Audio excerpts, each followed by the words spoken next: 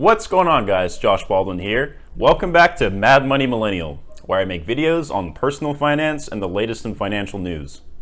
Now, Hulk smashing that like button is 5 years of good luck, so I would recommend you go ahead and do that. Also, body slamming that subscribe button WWE style while you're at it too. In this video, I wanted to discuss some of the latest updates regarding the latest round of $1,400 stimulus checks, which are currently making up half of the total cost of President Biden's American Rescue Plan, a proposed $1.9 trillion stimulus package. Now, this $1,400 amount is the second part to an earlier $600 stimulus payment that was distributed in early January to complete a $2,000 total payment that was promised initially as part of President Biden's relief bill upon taking office. So on February 2nd, Senate Democrats unanimously voted to begin the process of rolling out President Biden's relief plan without Republican support through a process called budget reconciliation. Under this process, the House and Means Committee announced 9 legislative proposals, one of which includes the third round of stimulus checks. Okay, so who qualifies for the latest stimulus check? So single earners making up to $75,000 or married couples making up to $150,000 will qualify for the maximum payment of $1,400. From there, the payments begin to phase out between the $75,000 and $100,000 range for single individuals, and between $150,000 and $200,000 for joint filers.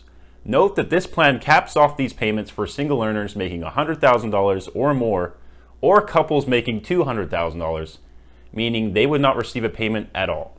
Okay, so who else qualifies? Joint filers and heads of households earning up to $112,500 will receive the full $1,400 for each qualifying dependent. Now, between $112,500 and $150,000, these payments begin to phase out at the following targeted income limits. Other benefits will include expanded eligibility for adult dependents, including college students and disabled adults. This means anyone in your household who filed a tax return in either 2019 or 2020 and possesses a Social Security number associated with their tax return will qualify for this stimulus payment. A $15 per hour minimum wage, increased federal unemployment benefits to $400 per week through the end of September, and an increase in the current child tax credit to $3,600 for each qualifying child under the age of 6, or $3,000 for each child up to age 17. Now, this would be an increase from the current limit of $2,000 for most families. Okay, now that pretty much wraps up this bill's benefits at the individual level. Now let's take a look at what this bill accomplishes at a larger scale.